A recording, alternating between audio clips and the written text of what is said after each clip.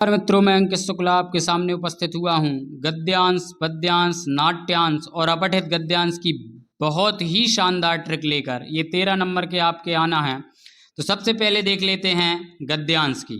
तो गद्यांश को करना क्या है, सबसे पहले अच्छे तरीके से पढ़ना है। जैसे ये गद्यांश है, इसको पढ़ना है। विचित्रा दैव गति तस्यामेव रात्रौ तस्मिन् गृहे कश्चन चौरः गृहाभ्यन्तरं प्रविष्टः तत्र निहिताम एकाम मंजूषाम आदाय पलायितः चौरस्य पादध्वनिना प्रबुद्धो अतिथिः चौरशंकया तमन्वधावत् अग्रहणाच्च परं तदानीमेव किंचित् विचित्रम् अघटत् चौरः एव उच्चैः क्रोशितुम् आरभत चौरोयम इति। अब इसके प्रश्न को देखना है। तो प्रश्न में भी प्रश्न कहाँ है, तो गृहाभ्यंतरम कह प्रविष्टः, तो इसमें ये प्रश्न है कहा, और प्रश्न हमेशा का वर्ण से ही मिलेगा आपको। तो कहा, तो सबसे पहले इस लाइन को मिलाना है, गृहाभ्यंतरम प्रविष्टः। तो गृहाभ्यंतरम प्रविष्टः ये मिल गई। अब इसके बाद ये लाइन समाप्त हो गई। तो इस समाप्त के बाद दूसरी में अपन को जाना ही नहीं है। तो यहाँ कहा का साउंड क्या है, देखियो, कहा का साउंड मिलता जुलता है चौराहा। तो इसका सही आंसर क्या हो गया, चौराहा।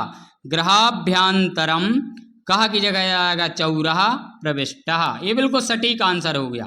और जो विद्यार्थी जिनको कुछ नहीं आता तो उन्होंने लाइन देखा और इस लाइन को पूरी तरीके से उतार देंगे तो उनके लिए ठीक है।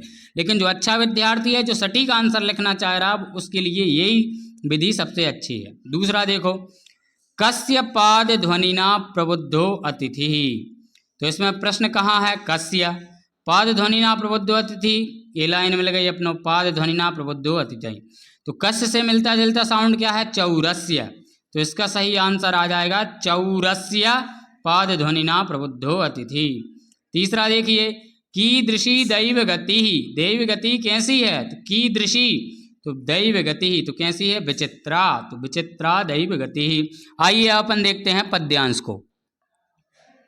तो सबसे पहले पद्यांश को अच्छे तरीके से पढ़ लेना है।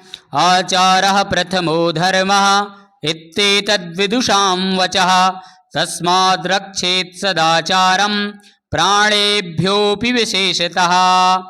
तो इसमें प्रश्न पूछा है प्रथमो धर्मः कहा। प्रश्न में प्रश्न कहाँ है, कहा। अब देखिए आप इस लाइन को मिलाइए, प्रथमो धर्मः, प्रथमो धर्मः। अब कहा से मिलता जुलता क्या है, आचारः। तो इसका सही आंसर हो जाएगा प्रथमो धर्मः आचारः। क्या हो जाएगा, आचारः। अब दूसरा देखिए, प्राणेभ्योपि विशेषतः कम रक्षेत। तो प्रश्न कहाँ है, कम। इस लाइन को मिलाइए, तो प्राणेभ्योपि विशेषतः रक्षेत। अब कम तो सदाचारम, तो आ जाएगा प्राणेभ्योपि विशेषतः, कम की जगह सदाचारम रक्षेत। तीसरा देखिए, आचारः प्रथमो धर्मा इति केसाम वचः। तो आचारः प्रथमो धरा बचा, ये पूरी लाइन मिल रही है। तो केसाम से मिलता जुलता क्या है, विदुषाम।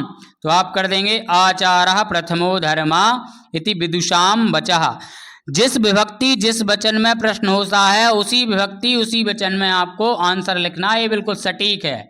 अब आइए नाट्यांश पे। यह है नाट्यांश। तो इसको अच्छे तरीके से पढ़ना है। वनस्य दृश्यम समीपे एव एका नदी वहति एकः सिंहः सुखेन विश्राम्यति तदैव एकः वानरः आगत्य तस्य पुच्छं धुनाति क्रुद्धः सिंहः तं प्रहर्तुम् इच्छति परं वानरस्तु कूर्दित्वा वृक्षम् आरूढः तदैव अन्यस्मात् वृक्षात् अपरः वानरः सिंहस्य कर्णम् आकृष्य पुनः वृक्षोपरि आरोहति एवमेव वानराः वारं वारं सिंहं तुदन्ति क्रुद्धः सिंहः इतस्ततः धावति गर्जति परं किमपि कर्तुम् असमर्थः एव तिष्ठति वानराः हसन्ति वृक्षोपरि च विविधाः पक्षिणः अपि सिंहस्य एतादृशीं दशां दृष्ट्वा हर्ष मिश्रितं कलरवं कुर्वन्ति।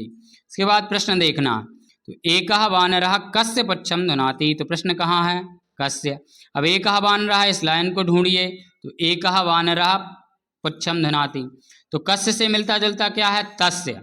अब कस्य मतलब किसका, तो तस्य इसका सही आंसर है एकः वानरः तस्य पुच्छं धुनाति। तस्य मतलब उसकी, तो उसकी किसकी, एग्जैक्ट आंसर आएगा कि सिंहस्य, सिंहस्य पुच्छं धुनाति। तस्य भी कर देंगे तो भी आपको नंबर मिल जाएगा। के बारम बारम सिंहम तुदंती। तो बारम बारम वाली जे लाइन मिल गई, बारम बारम सिंहम तुदंती। के तो वानराः, वानराः वानरौ वानराः कह कऊ के बहुवचन में, यही बहुवचन में। तो वानराः वारं वारं सिंहं तदन्। हर्ष मिश्रितं कलरवं के कुर्वन्ति। तो ये है हर्ष मिश्रितम कलरवम कुर्वन्ति। इसमें पूछना है के, तो कह कहू के बहुवचन में, तो कौन कर रहे हैं, तो विविधा पक्षिणः हर्ष मिश्रितम कलरवम कुर्वन्ति। तो इस ट्रिक से आप बहुत ही शानदार तरीके से कर सकते हैं, एक भी नंबर आपका गलत नहीं जाएगा। देखने के लिए धन्यवाद, बहुत बहुत धन्यवाद आपका।